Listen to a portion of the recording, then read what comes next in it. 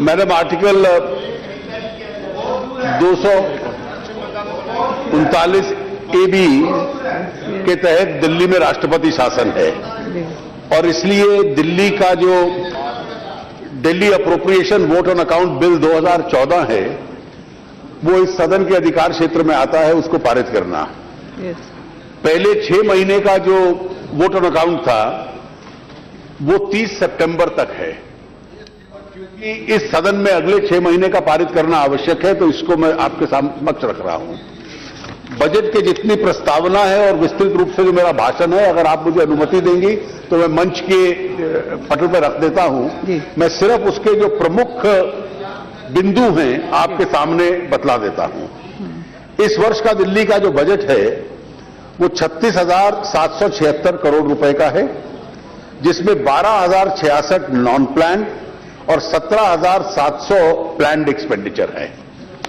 इस 36,776 के व्यय के सामने 31,571 करोड़ रुपया टैक्स के माध्यम से इकट्ठा हुआ है, 11,061 रुपया नॉन टैक्स, 699.71 कैपिटल रिसीट्स और जो बचा हुआ 3,672.09 था वो केंद्र सरकार ने दिया है।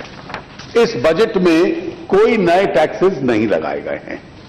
इस प्रस्तावना में ये विस्तृत रूप से है कि इस वर्ष कमी देखते हुए दिल्ली के अंदर रोहिणी क्षेत्र में एक नया मेडिकल कॉलेज बनाया जाए।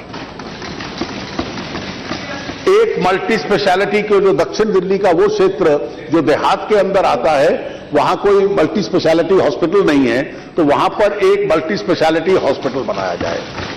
दिल्ली में डायलिसिस की कमी देखते हुए पीपीपी मॉडल पर 50 डायलिसिस यूनिट्स इस वर्ष में लगाए जाएंगे और एक्सीडेंट और ट्रॉमा केसेस बढ़ते हुए देखते हुए 110 मोबाइल एम्बुलेंसेज दिल्ली के अंदर रहेंगी। कुछ सरकारी अस्पतालों में one stop centre for cases of sexual assault जो केंद्रीय बजट में भी कहा था, उसकी पायलट स्कीम दिल्ली में लाई जाएगी। दिल्ली में सरकारी स्कूलों की कमी देखते हुए 20 नए स्कूल इस वर्ष शहर में। हर विधानसभा क्षेत्र में लड़कियों का हाई स्कूल सरकार की तरफ से होना अनिवार्य है। 2 क्षेत्र ऐसे हैं जिनमें नहीं था तो उसमें वो बनाया जाएगा। एक नया स्कूल ऑफ आर्किटेक्चर और डिजाइन दिल्ली के अंदर स्थापित किया जाएगा। जो वृद्धावस्था पेंशन थी दिल्ली में वो 3,90,000 लोगों को मिलती थी, बीच में उसमें कुछ रुकावट आई है, उसको पुनः उसका एक सिस्टम बनाया गया है और 4,30,000 लोगों तक वो वृद्धावस्था पेंशन दिल्ली में दी जाएगी। जो मानसिक दृष्टि से जिनको सहायता चाहिए, जो मेंटली चैलेंज हैं, 3 नए होम्स उनके लिए, वर्किंग महिलाओं के लिए 6 नए हॉस्टल, अभी 185 नाइट शेल्टर चलते हैं दिल्ली में जहां सर्दियों के मौसम में रात को लोग रहते हैं, इनको भी बढ़ाया जाएगा कि दिल्ली में कोई भी व्यक्ति सड़क के ऊपर न आए। जेजे क्लस्टर्स के अंदर कम्युनिटी टॉयलेट्स, क्योंकि घरों में जहां टॉयलेट्स नहीं है, 58,064 इकोनॉमिकली वीकर सेक्शंस के लिए घरों का निर्माण, पाइप्ड वाटर 50 अनधिकृत कॉलोनीज जो हैं वहां तक पहुंचे और सीवेज उनमें से 95 कॉलोनीज तक पहुंचे। इसके अलावा दिल्ली में पानी की कमी देखते हुए एक पक्का चैनल मुनक डैम से लेकर हैदरपुर तक बनाया जाएगा और जो रेणुका डैम है उसको बनाया जाएगा, जिसके लिए आवंटन केंद्रीय बजट के अंदर ही किया गया है।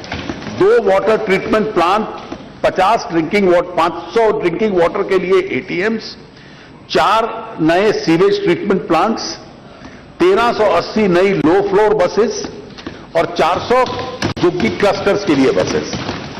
दिल्ली में बिजली के दर क्योंकि बढ़ते हुए देखते हुए इसमें जो कमजोर वर्ग हैं विशेष रूप से 100 से 200 यूनिट तक और 201 से 400 यूनिट तक, उनके ऊपर बोझ ना आए और इन दोनों श्रेणियों में ₹1.20 और 80 पैसे दूसरी श्रेणी में उनको सब्सिडाइज किया जाएगा, जिससे कि बढ़ता हुआ दर उनके ऊपर लागू नहीं होगा। इसके लिए 260 करोड़ रुपया सब्सिडी के रूप में दिल्ली की बिजली के लिए कमजोर वर्गों के लिए दिया गया है। इन शब्दों के साथ मैं ये सिफारिश करूंगा कि इस बजट को ये सदन स्वीकार करें। Prime Minister Narendra Modi's maiden multilateral outing to Brazil for the BRICS summit is undoubtedly a success with the announcement of the new development bank. It is remarkable that